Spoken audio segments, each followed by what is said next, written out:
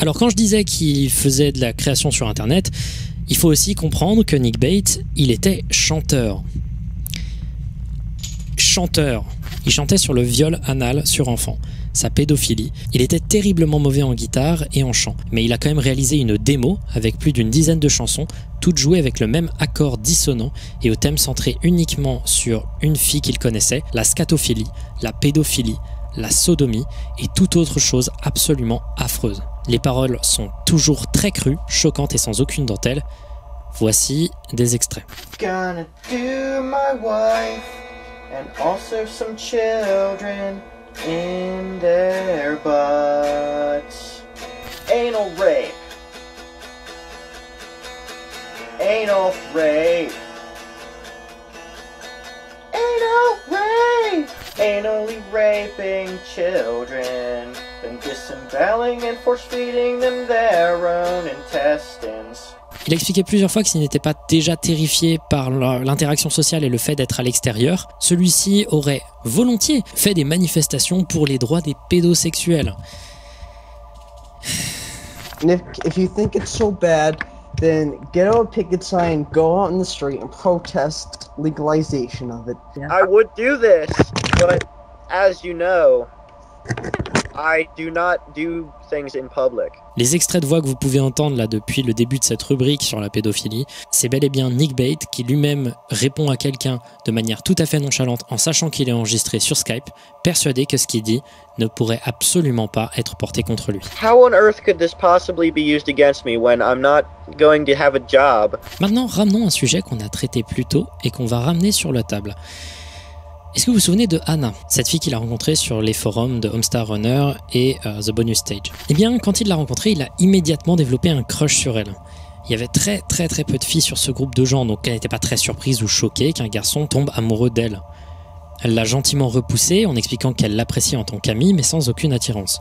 Il parlait énormément, il lui disait sans arrêt qu'il voulait l'épouser, il lui avait demandé en mariage plusieurs fois, chose qu'elle a toujours refusée, et à un moment il a carrément créé un autre blog sur lequel il ne parlait que exclusivement de Anna, étant donné qu'il ne voulait pas qu'elle voie les messages sur elle sur son blog principal. Il écrira dans son blog sur Anna cette phrase. « Il semblerait que la plupart de nos conversations aient au moins une instance de moi lui demandant de m'épouser ou de jouer à la PlayStation 2 à poil pendant que je la regarde en me branlant, ou quoi que ce soit d'autre, et elle qui répond juste, peut-être, d'une manière assez désintéressée. » Ça donne bien une image des dynamiques et de ce à quoi ressemblait une discussion avec Nick Bate. Avec le temps, il s'est mis à inclure de plus en plus d'éléments sexuels la concernant au sein des jeux de rôle de la communauté. Elle a expliqué plusieurs fois son malaise profond avec ça, il n'a jamais arrêté de le faire. I'm gonna lick the anus of Anna. Gonna stick it in Anna's butt. Gonna do it in Anna's butt. Yeah, I'm gonna lick Anna's butt. Stick my penis into Anna's butt. Plus le temps avançait, plus Nick était insistant et glauque avec elle. Il l'appelait sa femme, ne parlait que d'elle. Anna a donc décidé à un moment que c'était trop et a arrêté l'amitié avec Nick Bate et lui a demandé de ne plus jamais le contacter et elle l'a bloqué sur tous les réseaux.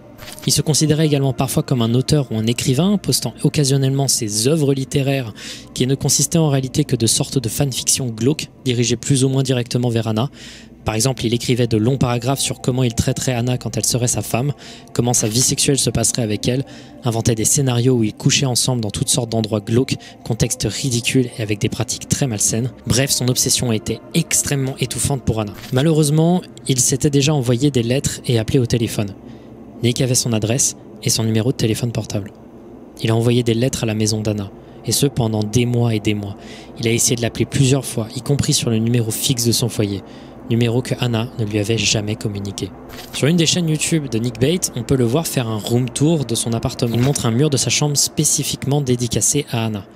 Ce mur est couvert de photos, de lettres, de cadeaux et de tout objet en lien avec elle. There's the wall of Anna. Sometimes I put other things on it. Right now I have drawings of the Coffee Crew characters. Probably can't see it because it's really not very much light in here. Il faisait également énormément de listes sur divers thèmes, dont une avec toutes les choses sexuelles qu'il veut faire avec Anna, une autre de 40 choses qu'il veut faire analement avec Anna, et une liste de meubles, objets divers, fournitures de bureau, etc. qui seront nécessaires à avoir quand il vivra avec elle. Et ce, après que Anna ait complètement coupé les ponts avec lui. Anna a beaucoup posté durant les années sur un site s'appelant Kiwi Farm, une sorte de forum dédié aux gens qui ont une obsession avec les lolcows. Et sur un thread sur Nickbait, elle explique un peu plus de choses à propos de leur relation. Et les détails sont assez affreux. On apprend notamment que Nick a menacé de multiples fois de venir chez elle, a proféré des menaces de mort particulièrement choquantes à tous ses petits copains successifs, et a demandé à une personne extérieure s'il était illégal de pénétrer quelqu'un pendant son sommeil. Bref, Nickbait a stalké Anna pendant des années. Et encore aujourd'hui, en 2022, il continue de lui envoyer des lettres à son domicile. Maintenant, pourquoi est-ce que je mets ce personnage dans la face cachée de YouTube? Vous inquiétez pas, hein, c'est pas fini. On est loin d'être arrivé au pire. J'en parle dans la face cachée de YouTube parce que Nickbait a 2 chaînes. Et sur une de ces chaînes, il y a 2 vidéos en particulier dont je ne comprends pas le fait qu'elles existent encore. Laissez-moi vous analyser quelques vidéos pour comprendre le contenu qu'il y postait. D'abord, il y avait des vidéos qui étaient tout simplement des réponses aux trolls. Des trolls lui demandaient des informations et de voir certaines choses, et lui, il les montrait de manière complètement candide. Par exemple, la vidéo The Horror of Nick Stiff, une vidéo dans laquelle il fait un close-up de ses dents et où il ne dit rien, et dans laquelle on peut voir l'étendue de la décrépitude de sa bouche. Vidéo qui lui avait été demandée, comme le dit la description de la vidéo. Je ne sais pas pourquoi, mais tout le monde veut des gros plans de mes dents, donc voilà. Ne me blâmez pas si vous vomissez. Mais sinon, le reste de ces vidéos, c'est plutôt des sortes de vlogs où juste il raconte des trucs, où il fait des présentations, des room tours, tout simplement. Comme la vidéo room tour dont j'avais pu parler précédemment avec Anna, où il montre sa chambre qui est très bordélique, il montre également le coussin qu'il utilise pour se masturber, mais lui il utilise le terme câliner. Il montre également ses consoles de jeux, sa télé, il montre aussi sa collection de canettes, une pochette avec des dessins pour son comics Coffee Crew et d'autres dessins. Ensuite, un classeur plastifié avec des lettres qu'Anna lui a envoyées, avec les enveloppes toujours intactes. This has letters that Anna sent me in the mail and stuff, and then envelopes that they came in. Yeah, there's a Lincoln CD she sent me. Another letter over here. Yeah. I have like my Coffee Crew comics and stuff in it. Captain, get out of here.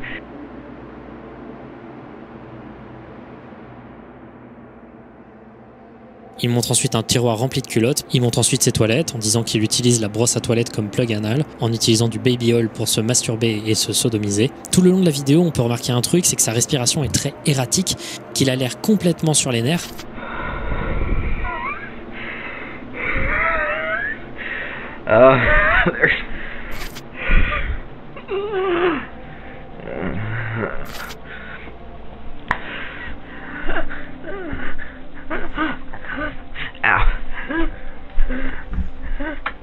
Ce qui donne une atmosphère vraiment particulière à la vidéo.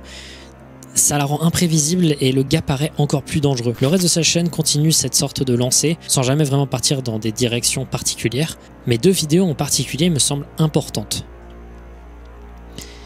Laissez-moi vous parler de sa demi-sœur Amber. On peut voir Amber dans 2 vidéos de la chaîne de Nickbait.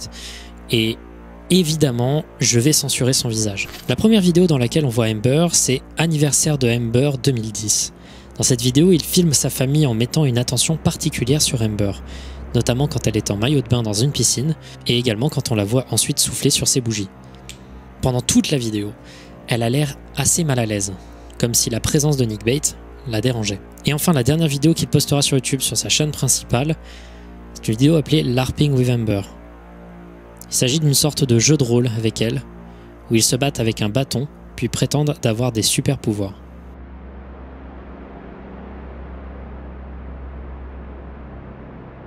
Un jour, pendant qu'il était en discussion textuelle sur internet avec quelqu'un, il a admis dans un chat avoir sexuellement agressé sa petite demi-sœur, Amber, quand elle avait 8 ans. Les propos qu'il utilise sont affreux et sont des propos que j'ai encore beaucoup de mal à prononcer. Ça me met extrêmement mal à l'aise de le dire, mais vous êtes sur la version non censurée et je me sens dans l'obligation de vous donner tous les détails. Il écrit. Il explique que, selon lui, c'est elle qui a commencé. À force de parler avec elle de sexe, Amber lui aurait proposé de faire une fellation.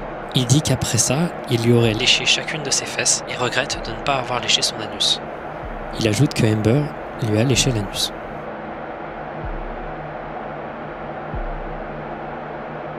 C'est elle qui a commencé. Évidemment, c'est faux. Amber finit par expliquer à son père ce qui lui est arrivé.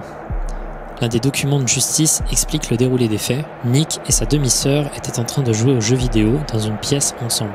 Nick a ensuite demandé à sa demi-sœur de sucer son pénis et de lui lécher les fesses. Après qu'il ait léché les fesses, un deuxième incident est arrivé, durant lequel sa demi-sœur a à nouveau sucé son pénis. Un incident final est arrivé, dans lequel Nick l'a forcé à l'embrasser. Les agressions sexuelles ont eu lieu entre 2009 et 2010, quand elle avait entre 5 et 8 ans. Le 30 avril 2015, il est arrêté pour agression sexuelle sur un enfant. C'était Amber. Le procès a eu lieu en janvier 2016, procès au cours duquel Nick a été condamné à la peine maximale possible. 40 ans de prison, dont 16 années et demie non éligibles à la liberté conditionnelle. Il sera éligible à la parole et pourra demander son innocence à partir de 2030. But I'm not actually having sex with kids. I just Well, approve you of think pedophilia. it's bad enough that you think it should be legal. Consensual incest, sure. Oh my god.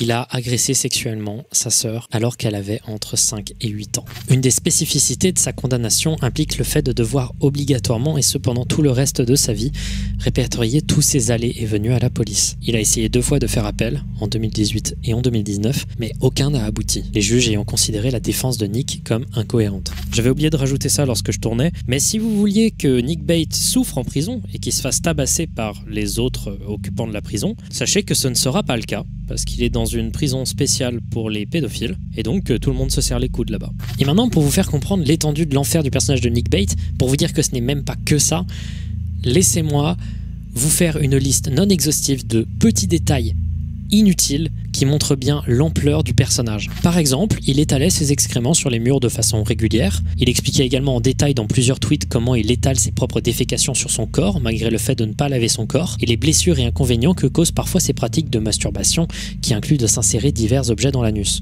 Il insiste beaucoup sur le fait qu'il est absolument dégoûté par les vagins, qu'ils sont sales, laids et horribles. Cela va jusqu'à ne jamais regarder de pornographie où l'on peut voir des vagins et être rebuté dès qu'il voit quelqu'un, puisque ça le fait penser au fait qu'une interaction avec un vagin a dû arriver pour que cette personne soit conçue, ce qui le dégoûte et l'énerve. Parmi sa liste de critères stricts auxquels sa future compagne devra correspondre, liste qui a été postée sur Twitter en toute connaissance de cause, il y a le fait d'être mignonne, pas comme quelqu'un avec qui on voudrait sortir, mais mignonne comme une petite sœur, être complètement vierge, n'avoir jamais été courtisée par d'autres hommes, pour lui donner la priorité et augmenter les chances qu'elle soit attirée par lui, puisque personne d'autre ne veut d'elle.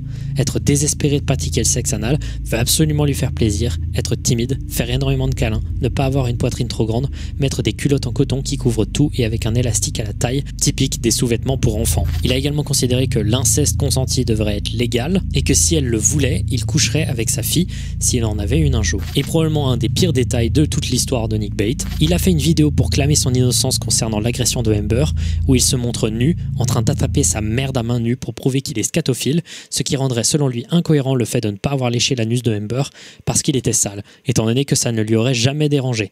Il tente de se masturber avec, avant d'arrêter la vidéo en expliquant qu'il n'est pas assez excité pour ça. Ce qui non seulement est une des choses les plus affreuses que j'ai jamais eu à prononcer à voix haute, mais également une défense absolument catastrophique.